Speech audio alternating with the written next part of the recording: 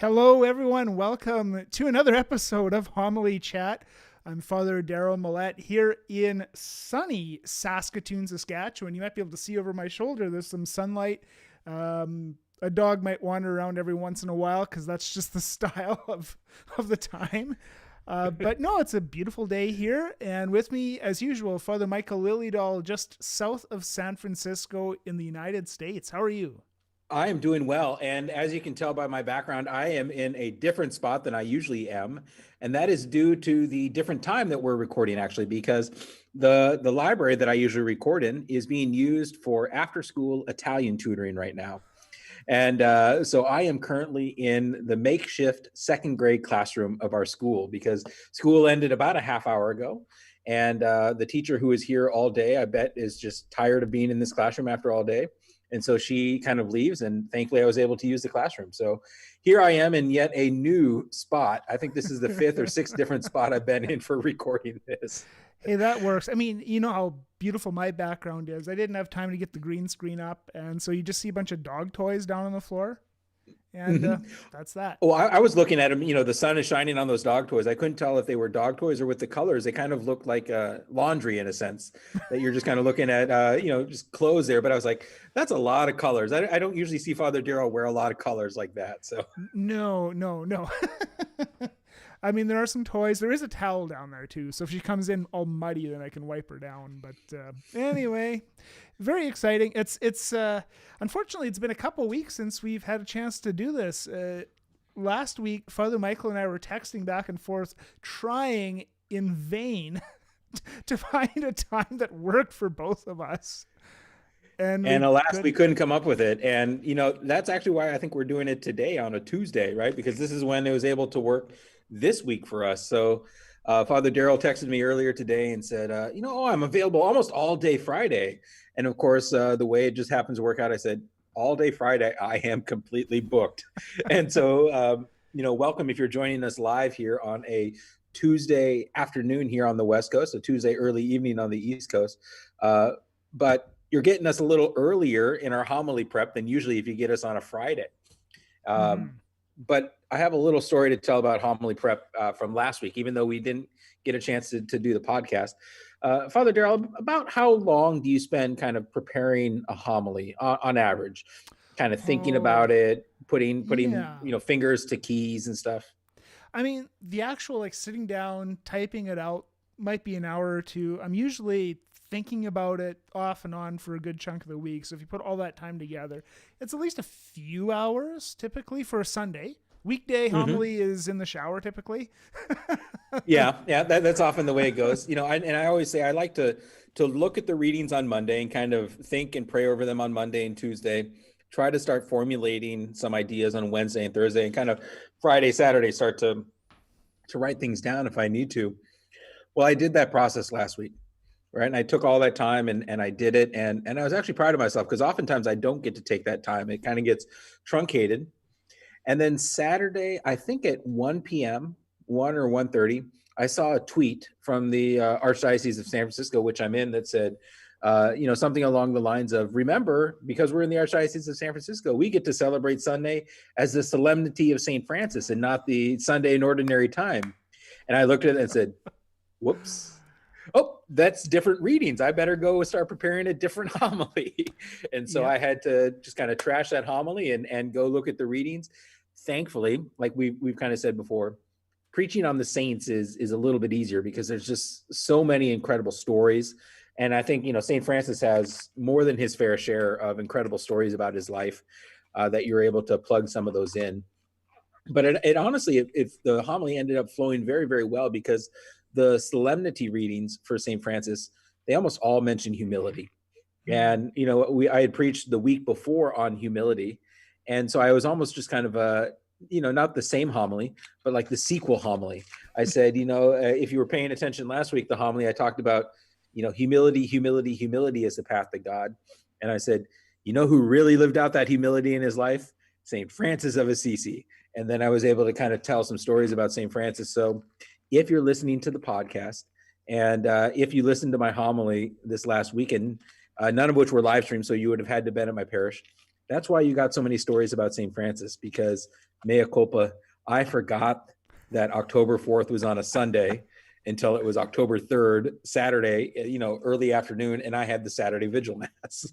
Oh man. Yeah, it's almost a nightmare, but I think you did quite well with that then. And I'm so glad I caught it at 1:30 or 2, because if I had caught it, at 4:30 or 4:40 when I walked into the sacristy, that's when you kind of go, what? Oh, whoa.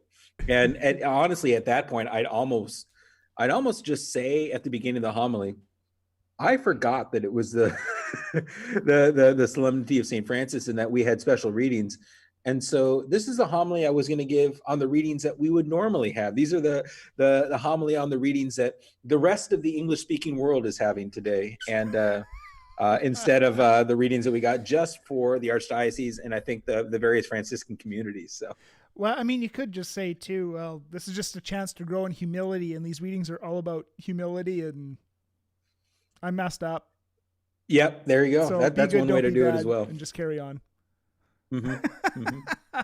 that is a kind of a minor nightmare, though. I don't know if that exactly has happened to me where I had like totally the wrong readings planned.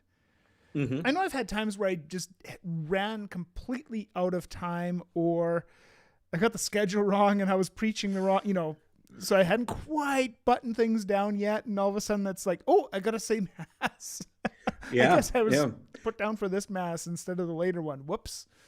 I remember when I was a deacon. So, right, your first kind of year of going through the liturgical year where, you're on a preaching schedule and you're able to preach. And for some reason I got so busy, I forgot that there were different readings and different prayers at the different Christmas masses, right? There's the Vigil Mass has a different reading than the Mass at midnight, which has a different reading than the Christmas Mass at I think it's dawn, and the Christmas Mass in the middle of the day.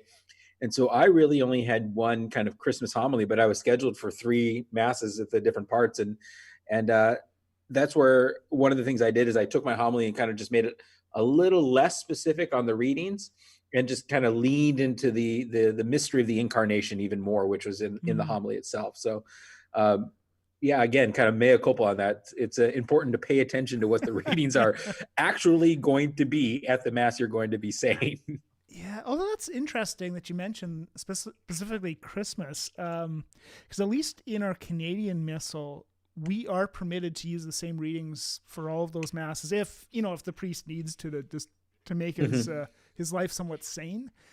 So I bet we are able to do the prologue of John, because it's beautiful, but the Christmas Eve, all those masses, we just go at the shepherds and the angels and the stuff. Yeah. I bet if I had to bet, I'd say we're able to do that here in the United States as well. I just didn't want to, I was so nervous. I didn't want to tell the priest who was supervising my deacon year that, oh, I didn't realize this. And so I just kind of went with it. The priest was probably wondering, I wonder if he's going to do that. Probably. And now as a priest, I know I would be wondering that as well. So. Well, but it reminds me of a kind of a little joke that a priest played on me when I was a deacon. And it was when I thought I was going to have to do the most extemporaneous preaching I'd ever done in my life, is a friend of mine was getting married, and he knew both the priest and myself. And this is when I was a deacon. And so, I was blessed to be able to be the deacon at the wedding. And so there was another deacon. I think the bride's uncle was a deacon. And so he did the reading of the gospel. And so I was sitting there with the priest, and we both kind of sat down, and he sat in the chair and I sat in the one next to him after the gospel. And he leans over to me and he goes, "You're up." And I was like, "Wait, what?" And he just goes, "No, just kidding." And then he stood up and he went to the ambo. But for about 3 seconds, my heart just like, what? Oh no. Like, it was like, oh no, I don't know what I'm going to say here. But, yeah, thankfully that I didn't have to do that, but I've always thought about that and thought, Mass may not be the best time to do something like that, but he got me good. I'll say that. That's pretty great. I mean, there are times when we're lining up here and, back when we could have like regular Mass ministries, just to kind of break the ice just before we started the first procession, I just say, okay, second reader's preaching, and then wave at the choir to start. And then they're like, what? Yeah. Yep. Exactly. But Exactly. anyway, that's pretty good. But let us turn to the readings, which I did check on Monday. I checked on Monday this time that we are doing the 28th Sunday, even here in San Francisco, this upcoming weekend.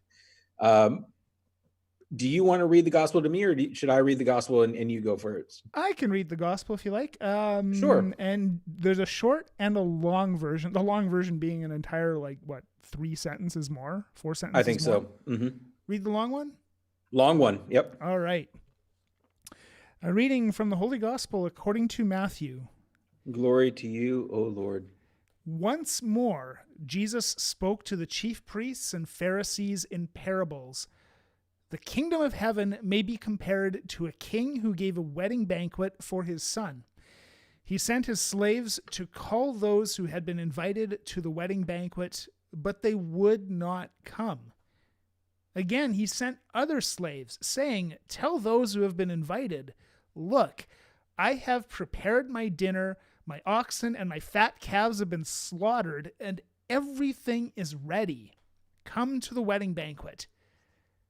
But they made light of it and went away, one to his farm, another to his business, while the rest seized his slaves, mistreated them, and killed them. The king was enraged. He sent his troops, destroyed those murderers, and burned their city. Then he said to his slaves, 'The wedding is ready, but those invited were not worthy. Go therefore into the main streets and invite everyone you find to the wedding banquet.' Those slaves went out into the streets and gathered all whom they found, both good and bad. So the wedding hall was filled with guests. But when the king came in to see the guests, he noticed a man there who was not wearing a wedding robe. And he said to him, 'Friend, how did you get in here without a wedding robe?' And he was speechless. Then the king said to the attendants, 'Bind him hand and foot and throw him into the outer darkness, where there will be weeping and gnashing of teeth. For many are called, but few are chosen.'" The Gospel of the Lord. Praise to you, Lord Jesus Christ. And so, remembering one homily, but I think this homily is going to have 3 points. All right, that's good. So that they all kind of tie in. And so the points I want to kind of bring up are that point of invitation, the point of the feast, and the point of the wedding garment, because there's so much in here that you could take out and kind of explain. And so I think the first thing I really want to talk about is this invitation. The Lord is continually inviting, right? This king invites. People reject him. He invites. The people reject him. He invites, right? The king is continually inviting. And that's what he does in our life. And even if we get that invitation once and we may have rejected it, the Lord simply invites. We've often said before, right? The Lord doesn't force, the Lord invites. The Lord invites us into a relationship with him. He doesn't compel us or force us into one. And so that invitation of the Lord is always there. And the second point is, what is an invitation to? What is the Lord inviting us to? And this idea of a wedding feast is such a common theme throughout all of Scripture. The wedding feast of heaven and earth, the wedding feast of the Lamb. And the wedding feast is almost, in a sense, the Mass. I know that's been described a lot, that this invitation to come to meet the Lord at Mass, at this wedding feast, is continually being put out there by the Lord. Come. Even if we've in the past had excuses, right? Oh, I need to attend to this. I need to do to this. Even if our excuses is so weak as, well, Mass is at 12:30, but kickoff is at 12:45. It doesn't matter what our excuse has been in the past, that invitation is still sent to us. And then the final part is, but the invitation comes with responsibility. And once we accept that invitation, we have to, in a sense, change something about ourselves. And so we have to, in a sense, take off the old us and put on the new us. And I'm always reminded of this wedding garment, because when I hear about this wedding garment, I'm picturing the alb that often the newly baptized would wear, right? This kind of fresh white alb. And you'll see it often with children who get baptized, right? A white dress or a white little suit for a boy. But even some places, I know when they baptize adults, once they do the baptism, they have the adults put on the white alb, this wedding garment, this robe of the wedding lamb. And so the idea is, and I read in some church fathers, that this robe really represents kind of charity. We put on charity. And if you accept the invitation, but refuse the responsibility of making charity part of your life, well, we see what happens. That responsibility kind of comes with it to live charitably, but also to take off the old us, to take off that sin, to put on this charity and the grace of Christ. That's so I'm thinking kind of this progression, right? The invitation is there. It's always there to accept. What is an invitation to accept? And then what are the responsibilities of saying yes to that invitation? Yeah, no, that's absolutely, that's great. And, getting to a question that Jane here in the comments has, who's he telling the parable to? The gospel, it mentions he's telling the parable to the chief priests and the Pharisees, which means he's still inviting them too. Like, you often think of, how often Jesus spoke to the chief priests and the Pharisees and was kind of giving it to them, or, they weren't following or whatever, but he's still inviting them too. Like, it doesn't matter who you are, he's still inviting you to come. So that's a fantastic point. Again, one homily, but I think that's a really fantastic point. Yeah, I get to those 3 points, but I think to go off something you were saying there is that, he is preaching this to the chief priests and the elders. And so one of the church fathers mentions that, well, these are the people who are going to put him to death. And so these are people that he almost has a one-to-one relationship with a character in the parable, right? Where they are going to lay hold of his servant, mistreat them, and kill them. They may not know that he's talking about them, but Christ knows that he's talking about them, that he knows they're going to be doing this. But again, the invitation is still there. Yeah. That's amazing. Invitation. Yeah. I mean, it echoes, the first reading is a very famous reading that you hear oftentimes at funerals. It's in the funeral lectionary. On this mountain, the Lord of hosts will make for all peoples a feast of rich food, a feast of well-aged wines, of rich food filled with marrow, of well-aged wines strained clear. And it goes on with this incredibly comforting reading about what God has prepared for his people, what he's inviting us to live. But then the psalm is probably the most well-known psalm of the entire book of Psalms, Psalm 23. The Lord is my shepherd. So I haven't decided where I'm going to go yet, but you could preach on that too. Yeah, for sure. For sure. Yeah. And Jane in the comments are inviting also a judgment too. It like you say, it holds both things together, right? You're holding both things. I don't know if it's intention or just together, a both and.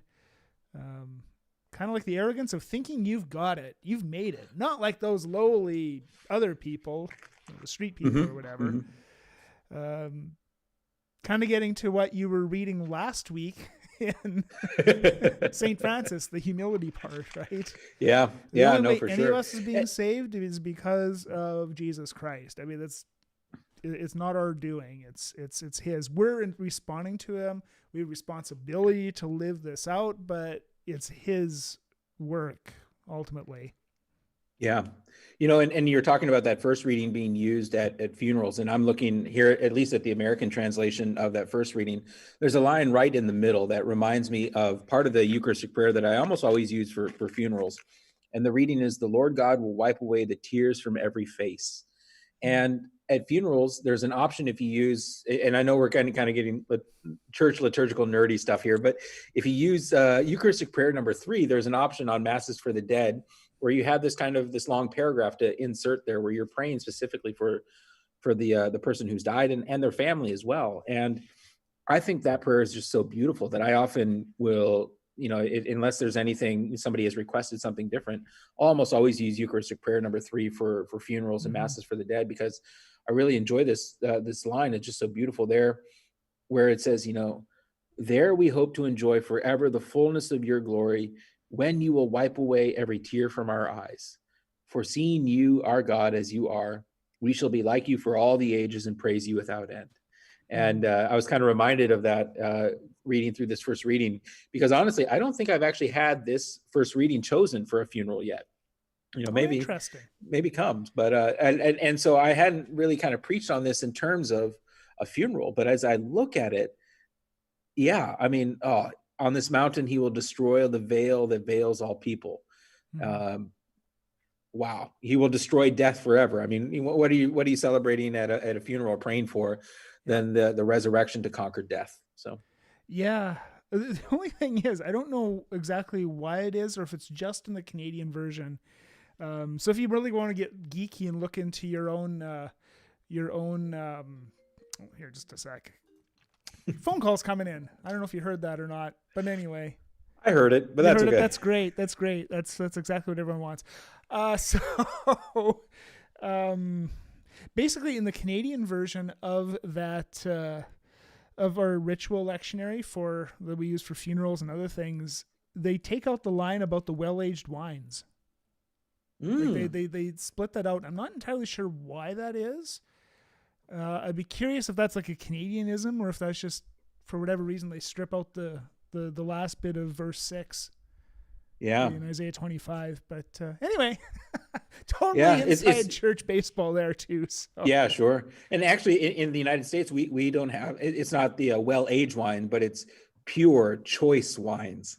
Okay. So maybe they just they expect that we don't really know what well-aged means. We're just so quick to the take. We don't let wines age here in the United States. When we get it, we drink it. And we're just waiting for the pure choice wines. But I do like the imagery and actually the sound of the words in this, of rich food and choice wines, juicy, rich food and pure choice wines. I like the way that kind of rolls off the tongue a little bit. Our rich food is filled with marrow, which frankly doesn't sound that appetizing. Have you ever had marrow? Like grilled marrow? No. It's incredible. So they kind of grill the bone, and you have the marrow inside, of course.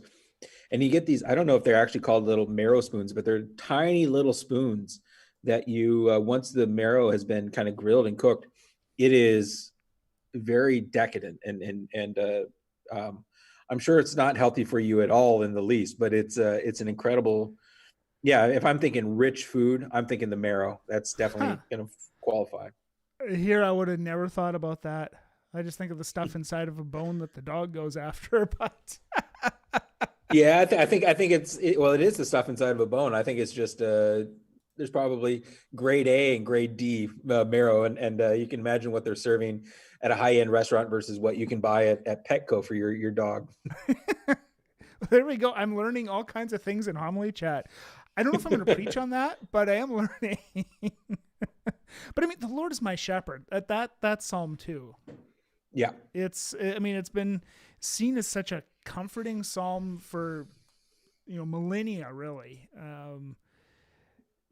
The idea that the Lord is the shepherd, the Lord's the one who's guiding us, and if we're going through something difficult, a reminder that he's still our shepherd. I think that's just always a profoundly comforting thing to have. And again, it gets to the whole banquet thing again, right?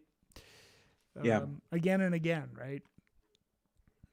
Yeah. And honestly, one of the things when I went to the Holy Land, I've only been once, but I think one of the things that really struck me was how central the Psalms were to the prayer life of the Jewish people. And that when we pray the Psalms, right, Jesus and his followers probably would have had these all memorized. They could have, kind of just started praying them from memory. And so they would, when they would come across situations where they kind of needed those words of prayer, they were there on their lips. And so I'm almost imagining, would Jesus, kind of in his head, might he have been praying this psalm during the Passion, as he's carrying the cross and as he's hanging on the cross, in verdant pastures, he gives me repose. Besides restful waters, he leads me.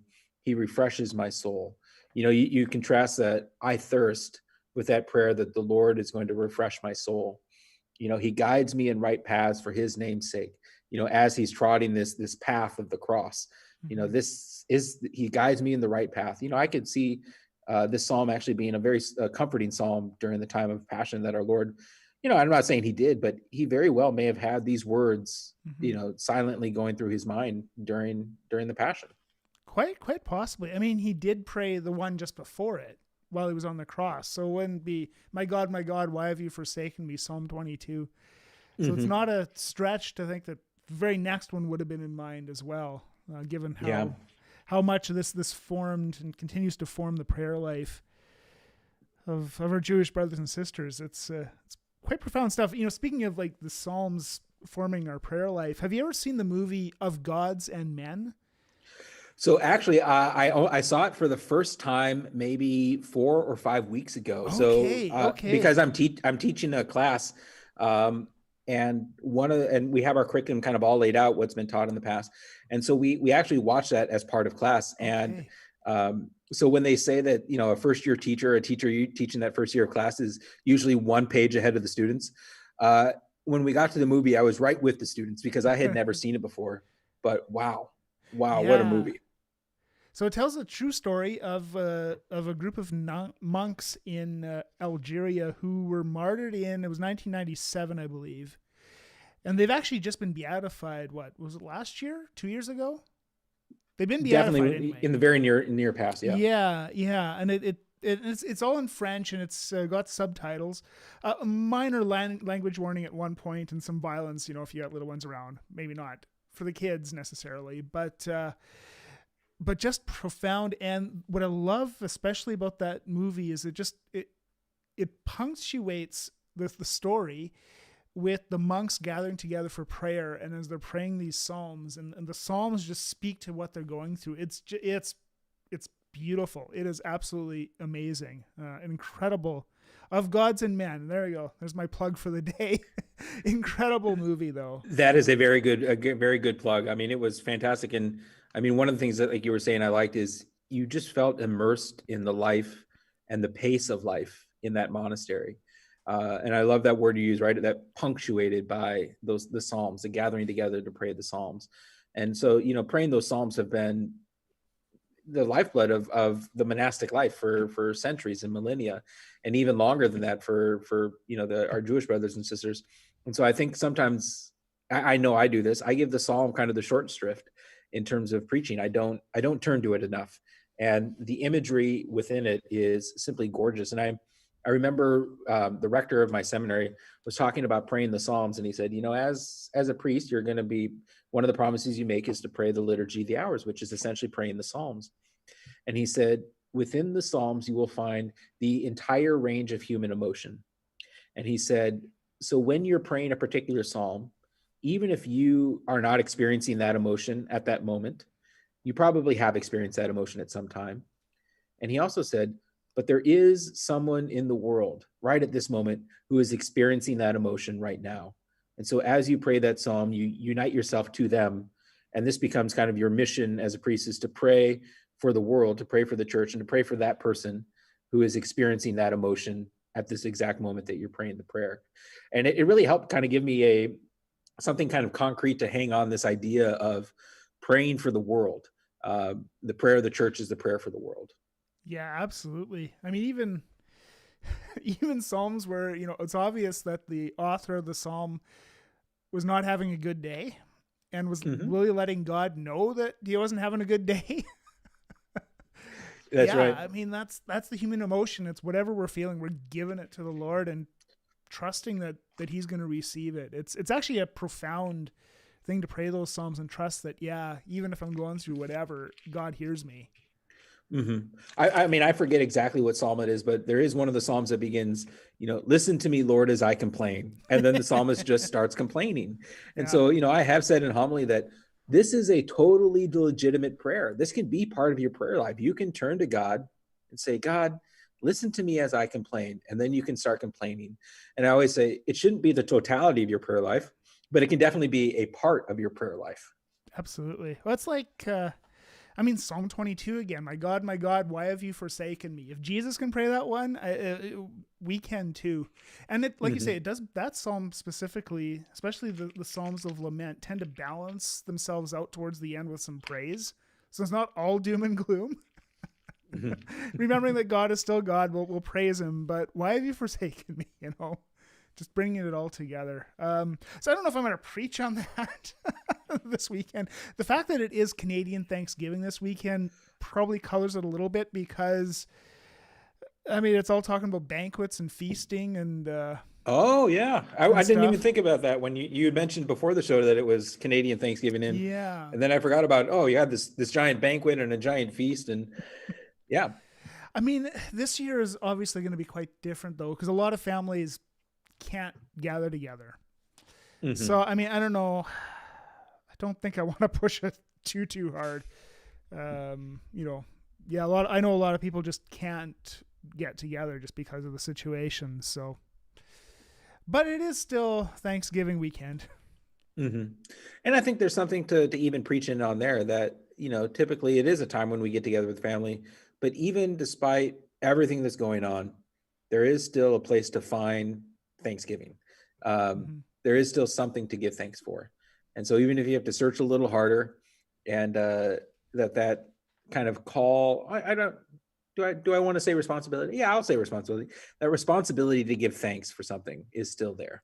Absolutely. Claire just mentioned in the chat, we needed to be thankful even if we cannot be together. Yeah. Hmm. Yeah. Hmm. So I'm still working it all out in my mind. It's Tuesday this week that we're That's right. I recording was about to this. say that's what happens when you get us on a Tuesday and not on a Friday. So Yeah. I mean, hopefully by Friday we got a little bit more figured out. Although it hmm. depends on the week, but Yep. Yep. So very, very quickly, do you celebrate Canadian Thanksgiving pretty much the exact same way we would celebrate it here in the United States? That usually a big meal of turkey and mashed potatoes and all the trimmings. And I think most people have it kind of in the middle of the day, like one or two or three. I don't know very many people who have it more towards kind of a dinner time, like 6 or 7 o'clock. Um, it'd be mostly like a supper time, at least where I grew up. okay. And it depends. Often we'd either do it either the Sunday or the Monday. The Monday would be the actual day of, but depending on travel, a lot of people would celebrate it on the Sunday instead. Mhm. The other thing that often happens and sadly will not happen this year because the season's canceled. It's usually a day of like a double header of Canadian football, and we'll get to I miss was that too. that was going to be my next question. It is if whether Thanksgiving was a big football holiday as well, because it's definitely here. It is that here in the United States. But does it mark kind of the transition? Because I know, yes, Advent is the kind of the mark of kind of really turning our attention towards Christmas, but in the secular world, Thanksgiving is really that, we've turned the corner. Now the radio stations can play Christmas music. Now you can put Christmas lights up on your house. Is there kind of a mark of passage in time and something like that for Mm. Thanksgiving in Canada? I don't think so much with Thanksgiving. I know there's a number of places that will hold off on the Christmas music, for example, after Remembrance Day, which is November 11th. I think Mm-hmm. you celebrate that in like May or something. Yeah, Memorial Day we celebrate Yeah, that. We Remembrance celebrate Day, right? Yeah. we celebrate Veterans Day on November 11th. So Okay, yeah. I think for us, we would honor veterans as well on Remembrance Day, but it's specifically those who gave their lives or were wounded, or hmm. Hmm. either with the armed forces or in other emergency services, that kind of thing. So, and actually in Saskatchewan, not everywhere in Canada, but most provinces honor that as a statutory holiday as well. And after that, a lot of stores, whatever, they'll wait until after that before they start kicking in the Christmas music. And I mean, it's only maybe 10 days before American Thanksgiving, so it kind of Yeah, meshes anyway. it's close enough. It's close enough. Although one of my church musician friends made the joke kind of last week that, well, we already had St. Wenceslas Day, so now we can play Christmas music. That was the day that they started doing it. So Christmas music, it just kind of gets pushed back further and further. So Yeah, although that song is specifically about the Feast of Stephen, yeah, the that's 26th of true. So, December. We're getting way in the weeds, but that's great. Jane mentioned that I guess the dollar stores here already have Christmas decorations. I'm not surprised at that. I mean, whatever. it wouldn't surprise me to walk into the dollar store though and find chocolate Easter bunnies for sale already though. That's very true too. That's very true. All right. Well, thank you everyone for joining us. This strange day for us to do this. I mean, with my classes and with, basically everything sort of ramping up, I think it's kind of touch and go as to exactly what day of the week we can actually do this. Yeah. So thank you very much for those who have joined us live. Thank you for those watching or listening later. As always, go ahead and send us your thoughts on the readings. Send us what you hear in the homilies. Send us what you wish you had heard in the homilies, and let us know. If you can't participate and give us your comments live, please give us your comments later. Absolutely. Thank you, everyone. Head over to homilychat.com for the subscriptions and all that kind of stuff. We're also on Facebook. We have Twitter and Instagram too. We don't do much on those, but Facebook definitely. So thank you everyone for joining us. And until next time, thank you very much. Happy Thanksgiving. Happy Thanksgiving. Get a belt that's extra large. Yes. All right. Take care.